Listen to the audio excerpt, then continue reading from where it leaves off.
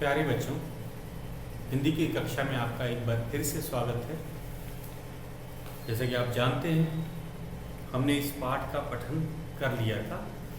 किस पाठ की बात करें बच्चों? हम अपना 12वां पाठ कांच की कहानी, हमने इसका पठन और व्याख्या कर लिया था। आज हम इसका पठन अभ्यास करेंगे और शब्दार्थ करेंगे। तो हमारा पाठ है 12,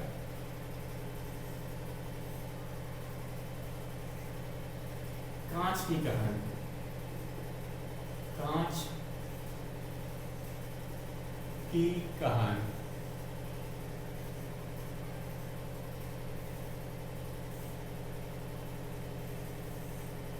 आज हम करेंगे पठन अभ्यास।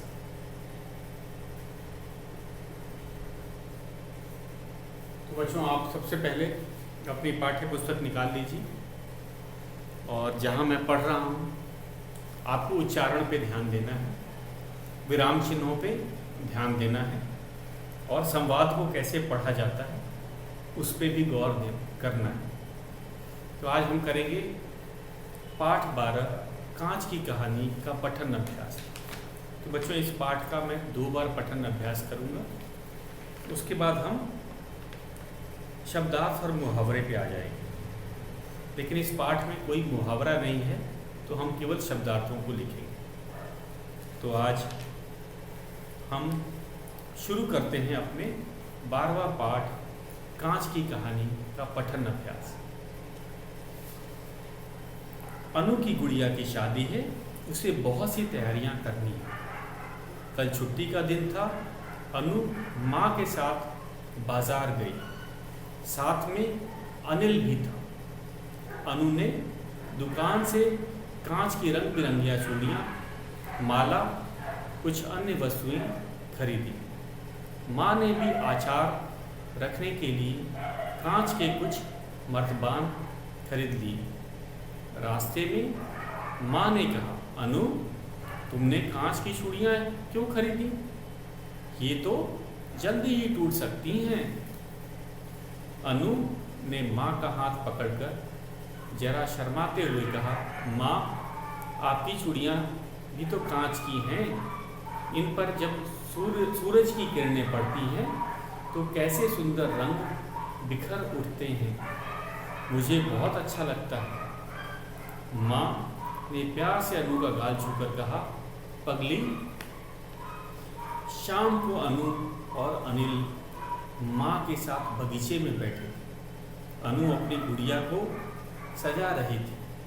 अनिल बोला, वाह अनु, माला और चूड़ियाँ पहनकर तो सचमुच तुम्हारी गुड़िया बहुत सुंदर लगेगी। तभी अनु ने पूछा, माँ, ये चूड़ियाँ कैसे बनती हैं? माँ बोली, कारखानों में कांच को गलाकर चूड़ियों की शक्ल में ढाला जाता है। पर कांच कैसे बनता है? अनिल पूछ बैठा। माँ ने हंसकर कहा, अच्छा, तो तुम कांच की कहानी सुनना चाहते हो? माँ बताने लगी, कांच की खोज की कहानी बड़ी रोचक है। लगभग 5000 वर्ष पहले की बात है। एक बार मध्य एशिया के रेगिस्तान में ऊँटों पर सामान लादे कुछ व्यापारी यात्रा कर रहे थे। रास्ते में रात हो गई। वे थक गए थे, उन्हें भूख भी लगी थी। व्यापारियों ने वहीं रुककर पड़ाव डाल दिया। उन्होंने ऊँटों पर लादा सामान नीचे उतार लिया। उस सामान में नाइट्रोन को सोडा भी कहा जाता है, सोडा भी था जो ईंटों की शक्ल में था। व्यापारियों ने भोजन बनाने के लिए चूल्हा जलाया। उन्होंने चूल्हे में तीनों ओर से वही नाइट्रोन की ईंटें लगा दी। खाना खाकर सभी व्यापारी सो गए। चूल्हा उन्होंने जलता ही छोड़ दिया। सुबह जब व्यापारियों की दृष्टि चूल्हे पर पड़ी तो उन्हें बहुत आश्चर्य हुआ। चूल्हे में कुछ मोती जैसे दाने चमक रहे थे। मोती के दाने वहाँ कहाँ से आ गए? अनु और अनिल एक साथ बोल उठे। माँ ने कहा, इसका रहस्य तो व्यापारियों को भी समझ नहीं आ रहा था। वास्तव में हुआ यह था कि आग के ताप से सोडा पिघलकर बालू के साथ मिल गया था। सोडा और बालू मिल जाने से कांच बन गया था। वे दाने कांच के दाने थे। एक व्यापारी ने फिर से आग जलाई तो नाइट्रोन पुनः पिघलकर बहने लगा। यही वह द्रव्य था जिसे हम कांच या शीशे के नाम से जानते हैं। आज तो तुम जानते ही हो कि कांच का उपयोग बहुत बढ़ गया है। माँ, हमारे घर की खिड़कियाँ, दरवाज़ों पर कांच ही तो लगा हुआ है। लैंप, बल्ब, दर्पण सभी कांच के बने। कारों और बसों की खिड़कियों में भी कांच ही लगा होता है। अनु बोली। लेकिन एक बात है बेटा, उस समय के कांच और आज के कांच में अंतर है। पहले कांच साफ नहीं दिखाई देता था। अब तो कांच को बहुत हल्का, साफ और पारदर्शी बना लिया गया है। ऐसा करने के लिए रेत या सिलिका में कुछ विशेष पदार्थ मिलाए जाते हैं। माँ ने बताया। अनिल बोला, हमारे विद्यालय की विज्ञान प्रयोगशाला में रखे गए उपकरण, बीकर, जार, नली आदि भी कांच के बने हैं। हमारे अध्यापिका जी ने बताया था कि आजकल कांच के पतले पतले धागे भी बनाए जाते हैं जिनसे कपड़ा बुना जाता है। इस कपड़े में बने वस्त्रों पर आग का असर नहीं होता। अनु ध्यानपूर्वक माँ और अनिल की बातें सुन रही थी। माँ ने आगे बताया, आजकल तो कई तरह के कांच बनने लगे हैं। कुछ कांच इस्पात से भी कठोर और उन पर ऊन से भी कोमल होते। रंगीन कांच से सजावट की सुंदर सुंदर वस्तुएं बनाई जाती हैं। प्लास्टिक के साथ कांच के रेशों को मिलाकर सूटकेस और कार आदि बनाए जाते हैं। कुछ विशिष्ट व्यक्तियों की गाड़ियों में बुलेट प्रूफ शीशा लगाया जाता है। इस शीशे पर बंदूक की गोली का भी असर नहीं होता। अनु झट से बोली, हाँ, मैंने 26 जनवरी की परेड देखते समय राष्ट्रपति जी के सामने ऐसा ही शीशा लगा देखा था। अनिल हंसने लगा। माँ ने कहा, देखो अनु, कांच की चीज़ें संभाल कर रखना। टूटा हुआ कांच चुभ जाने से चोट भी लग सकती है। अच्छा माँ, कहते हुए अनु गुड़िया उठाकर भीतर भाग गई। तो बच्चों, ये था हमारा पठन अभ्यास। हम एक बार और फिर से इसका पठन अभ्यास करेंगे। तो आपके पास अपनी पाठ्य पुस्तक जरूर होनी चाहिए। हम अपना 12वां पाठ कांच की कहानी पढ़ने जा रहे हैं। पढ़ते समय बच्चों, जहाँ मैं पढ़ रहा हूँ आपकी उंगली भी वहीं होनी चाहिए। तो क्या होगा, आपका ध्यान जो लिखे गए वाक्यों पे होगा, शब्दों पे होगा, तो आपको उच्चारण का भी साथ साथ पता चलेगा। तो पठन अभ्यास से क्या होता है, जो हमारा जो पढ़ने की गति बढ़ जाती है, उच्चारण भी स्पष्ट हो जाता है। तो इसीलिए हम पठन अभ्यास कर रहे हैं। एक बार फिर से शुरू करते हैं अपना पठन अभ्यास। पाठ है 12, कांच की कहानी। अनु की गुड़िया की शादी है। उसे बहुत सी तैयारियां करनी है। कल छुट्टी का दिन था। अनु माँ के साथ बाजार गई। साथ में अनिल भी था। अनु ने दुकान से कांच की रंग बिरंगी चूड़ियाँ, माला और कुछ अन्य वस्तुएं खरीदी। माँ ने भी अचार रखने के लिए कांच के कुछ मर्तबान खरीद लिए। रास्ते में माँ ने कहा, अनु, तुमने कांच की चूड़ियाँ क्यों खरीदी? ये तो जल्दी ही टूट सकती हैं। अनु ने माँ का हाथ पकड़कर जरा शर्माते हुए कहा, माँ, आपकी चूड़ियाँ भी तो कांच की हैं। इन पर जब सूरज की किरणें पड़ती हैं तो कैसे सुंदर रंग बिखर उठते हैं। मुझे बहुत अच्छा लगता है। माँ ने प्यार से अनु का गाल छूकर कहा, पगली। शाम को अनु और अनिल माँ के साथ बगीचे में बैठे। अनु अपनी गुड़िया को सजा रही थी। अनिल बोला, वाह अनु, माला और चूड़ियाँ पहनकर तो सचमुच तुम्हारी गुड़िया बहुत सुंदर लगेगी। तभी अनु ने पूछा, माँ ये चूड़ियाँ बनती कैसे हैं? माँ बोली, कारखानों में कांच को गलाकर चूड़ियों की शक्ल में ढाला जाता है। पर कांच कैसे बनता है? अनिल पूछ बैठा। माँ ने हंसकर कहा, अच्छा तो तुम कांच की कहानी सुनना चाहते हो? माँ बताने लगी। कांच की खोज की कहानी बड़ी रोचक है। लगभग 5000 वर्ष पहले की बात है। एक बार मध्य एशिया के रेगिस्तान में ऊँटों पर सामान लादे कुछ व्यापारी यात्रा कर रहे थे। रास्ते में रात हो गई। वे थक गए थे, उन्हें भूख भी लगी थी। व्यापारियों ने वहीं रुककर पड़ाव डाल दिया। उन्होंने ऊँट पर लदा सामान नीचे उतार लिया। उस सामान में नाइट्रोन भी था जो ईंटों की शक्ल में था। व्यापारियों ने भोजन बनाने के लिए चूल्हा जलाया।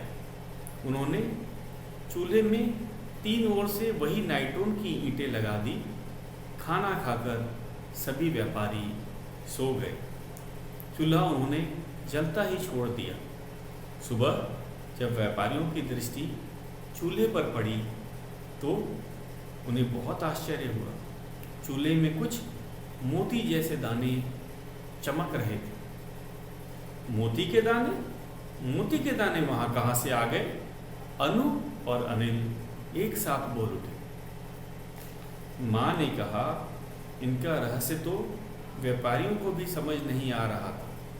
वास्तव में हुआ यह था कि आग के ताप से सोडा पिघलकर बालू के साथ मिल गया था। सोडा और बालू मिल जाने से कांच बन गया था। वे दाने कांच के दाने थे। एक व्यापारी ने फिर आग जलाई तो नाइट्रोन पुनः पिघलकर बहने लगा। यही वह द्रव्य था जिसे हम कांच या शीशे के नाम से जानते हैं। आज तो तुम जानते ही हो कि कांच का उपयोग बहुत बढ़ गया है। माँ, हमारे घर की खिड़कियाँ, दरवाजे पर कांच ही तो लगा हुआ है। लैंप, बल्ब, दर्पण सभी कांच के बने हैं। कारों और बसों की खिड़कियों में भी तो कांच ही लगा होता है। अनु बोली। लेकिन एक बात है बेटा, उस समय के कांच और आज के कांच में अंतर है। पहले कांच साफ नहीं दिखाई देता था। अब तो कांच को बहुत हल्का, साफ और पारदर्शी बना लिया गया है। ऐसा करने के लिए रेत या सिलिका में कुछ विशेष पदार्थ मिलाए जाते हैं, माँ ने बताया। अनिल बोला, हमारे विद्यालय की विज्ञान प्रयोगशाला में रखे उपकरण, बीकर, जार, नली आदि भी कांच के बने हैं। हमारी अध्यापिका जी ने बताया था कि आजकल कांच के पतले पतले धागे भी बनाए जाते हैं जिनमें से कपड़ा बुना जाता है। इस कपड़े से बने वस्त्रों पर आग का असर नहीं होता। अनु ध्यानपूर्वक माँ और अनिल की बातें सुन रही थी। माँ ने आगे बताया, आजकल तो कई तरह के कांच बनने लगे हैं। कुछ कांच इस्पात से भी कठोर और ऊन से भी कोमल होते हैं। रंगीन कांच से सजावट की सुंदर सुंदर वस्तुएं बनाई जाती हैं। प्लास्टिक के साथ कांच के रेशों को मिलाकर सूटकेस और कार आदि बनाए जाते हैं। कुछ विशिष्ट व्यक्तियों की गाड़ियों में बुलेट प्रूफ शीशा लगाया जाता है। इस शीशे पर बंदूक की गोली का भी असर नहीं होता है। अनु झट से बोली, हाँ मैंने 26 जनवरी के परेड देखते समय राष्ट्रपति जी के सामने ऐसा ही शीशा लगा देखा था। अनिल हंसने लगा। माँ ने कहा, देखो अनु, कांच की चीज़ें संभाल कर रखना, टूटा हुआ कांच चुभ जाने से चोट भी लग सकती है। अच्छा माँ, कहते हुए अनु गुड़िया उठाकर भीतर भाग गई। तो ये बच्चों हमारा ये था 2 बार इस पाठ का पठन अभ्यास। अब हम सीधे शब्दार्थ पे चलेंगे। तो आज का गृह कार्य है आपको पाठ 12 कांच की कहानी का आपको पठन अभ्यास करना है, शब्दार्थों को लिखना है और याद करना है। मैंने जैसा कि आपको बताया था, इस पाठ में मुहावरे नहीं दिए गए, तो हम केवल शब्दार्थ ही लिखेंगे।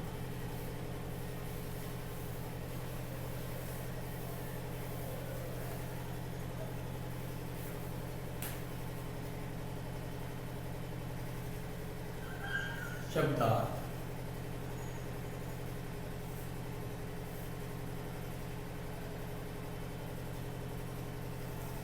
मर्तबान, मर्तबान,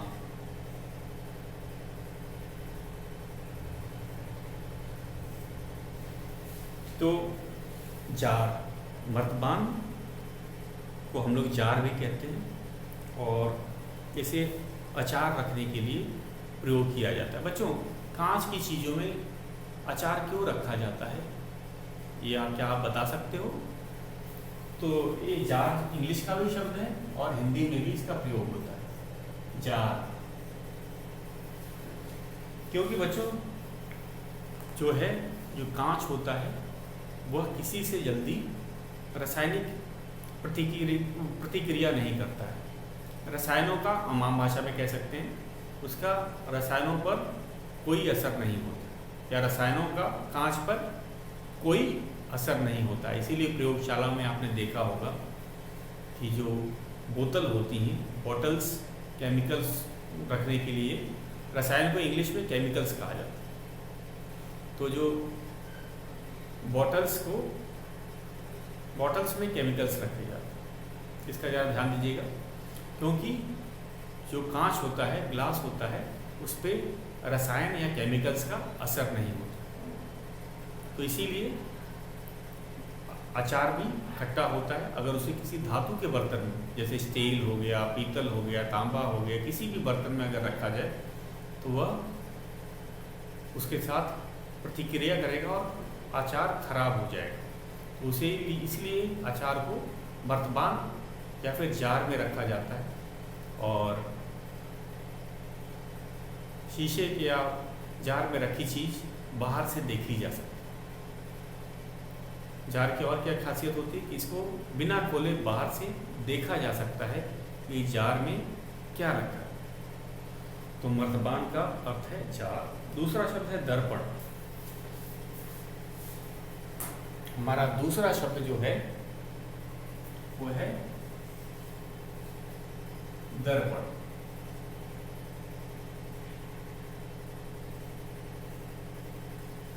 दर्पण का अर्थ है चेहरा देखने वाला शीशा या फिर आईना।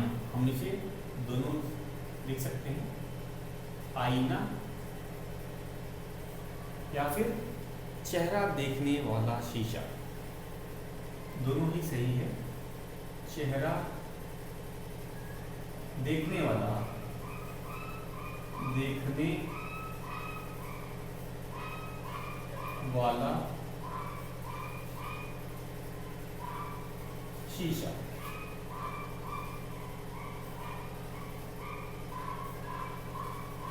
तीसरा शब्द है हमारा द्रव्य।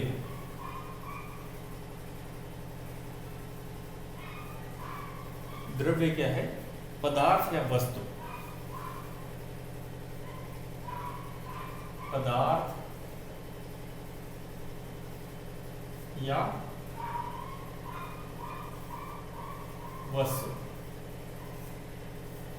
तो दर्पण, सबसे पहले जब आ जाते हैं हमने जार तो समझ लिए, मर्दबान समझ लिए, जार कांच का बना हुआ, मर्दबान कांच का बना जार होता है। मर्दबान कांच का बना जार होता है। इसे अचार रखने के लिए प्रयोग किया जाता है, क्योंकि यह अचार के साथ या किसी रसायन के साथ, कांच की खासियत क्या होती है, यह अचार या किसी भी रसायन के साथ प्रतिक्रिया नहीं करता है, तो इसीलिए अचार कभी खराब नहीं होता। दूसरा है कि मर्दबान में क्या रखा है, ये साफ साफ दिखाई दे जाता है, क्योंकि वह कांच का बना होता है। तो जार से देखा जा सकता है कि मर्दबान में क्या चीज़ रखी है, तो पहचानना, बिना खोले उसे दूर से देखकर ही पहचाना जा सकता है। दर्पण, दर्पण का अर्थ है आईना, जिसमें हम अपना चेहरा देखते हैं। कांच और दर्पण में अंतर क्या होता है? जो दर्पण जो है या आईना है, चेहरा देखने वाला कांच जो होता है, इसके आर पार नहीं देखा जाता। हमें अपनी परछाई दिखती है, अपना चेहरा उसमें दिखता है। लेकिन जो दर्पण है वे भी कांच से ही बना होता है, याद रखिएगा, दर्पण भी कांच से ही बना होता है। द्रव्य क्या अर्थ होता है? पदार्थ या वस्तु। कोई भी द्रव्य को, पदार्थ या वस्तु को हम द्रव्य कहते हैं। अब आ जाते हैं पारदर्शी, ये नया शब्द है आपके लिए।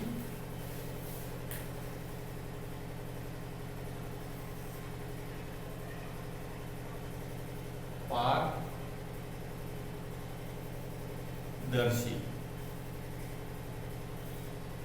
इसका अर्थ होता है जिसके आसपास देखा जा सके, जिसके आर पार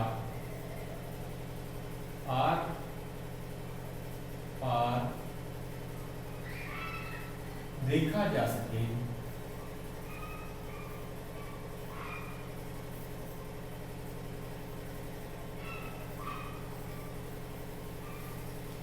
तो ये कांच का एक अच्छा गुण होता है कि वह पारदर्शी होता है। कांच का एक गुण होता है जो कि वो पारदर्शी होता है, उसके आर पार देखा जा सकता है। तो बच्चों, खिड़कियों पे इसी गुण के कारण उसे लगाया जाता है कि वो पारदर्शी होता है। इससे क्या होता है, सूरज की रोशनी या फिर रोशनी अंदर आ जाती है, लेकिन जो ठंडी हवा है वो बाहर ही रहती है।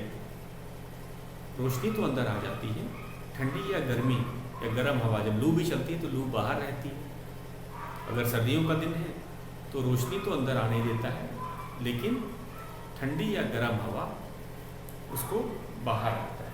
तो पारदर्शी एक अच्छा गुण है कांच का, इसीलिए इसका प्रयोग खिड़कियों में, दरवाज़ों पे, रोशनदान में भी किया जाता है, आपने देखा भी होगा। तो पारदर्शी का अर्थ होता है जिसके आर पार देखा जा सके। अगला है उपकरण, पांचवा है उपकरण।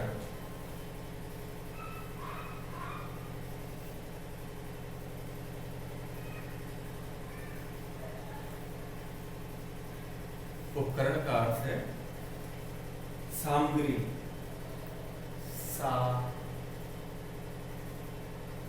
सामग्री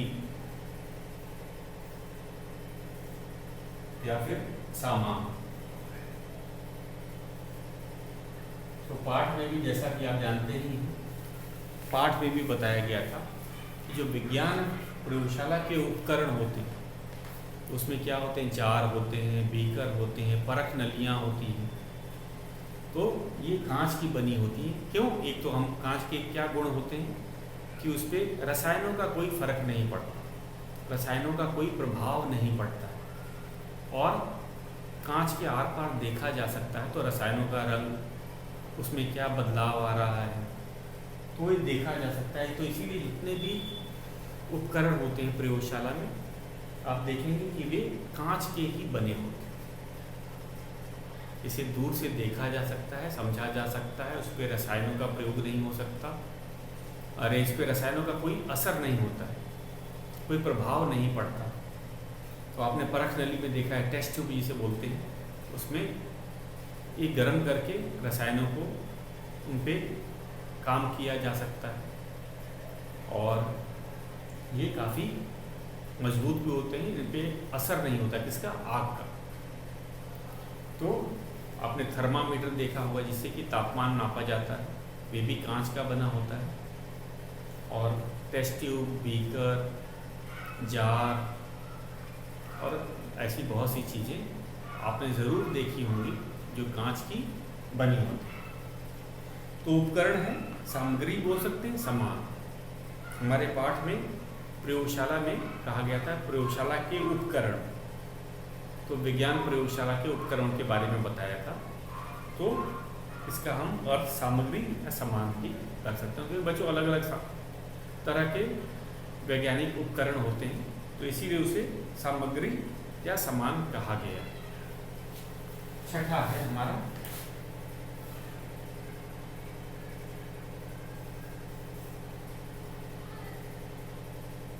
विशिष्ट।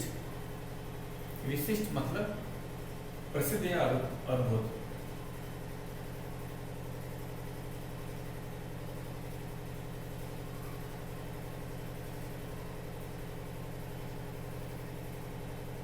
प्रसिद्ध या अद्भुत, जैसे पाठ में उदाहरण दिया गया था विशिष्ट का, प्रसिद्ध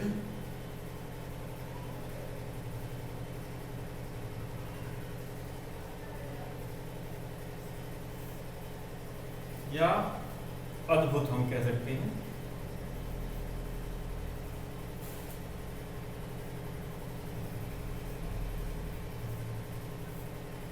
प्रसिद्ध या अद्भुत, जैसे कि इस पाठ में बताया गया था कि जो बुलेट प्रूफ जो कांच होता है या शीशा होता है वो विशिष्ट व्यक्तियों के सुरक्षा के लिए लगाया जाता है। उनकी गाड़ियों में, उनकी जो कार होती है उनमें बुलेट प्रूफ शीशा लगाया। तो विशिष्ट का अर्थ होता है प्रसिद्ध, जैसे प्रधानमंत्री, राष्ट्रपति,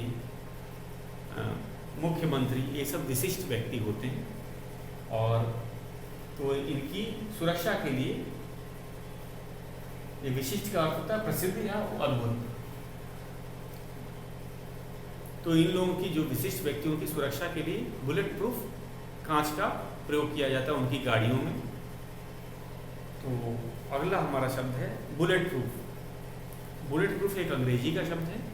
बुलेट प्रूफ मतलब जिसपे गोली का असर ना हो। बुलेट का मतलब होता है गोली, और प्रूफ जिसपे असर ना पड़े। तो बुलेट प्रूफ एक प्रकार का कांच होता है। ये सातवां है हमारा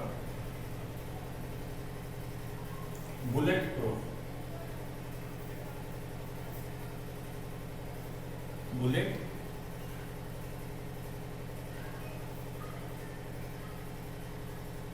प्रूफ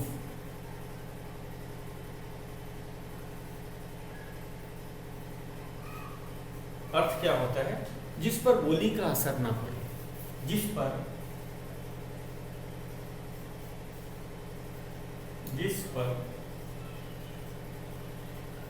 गोली का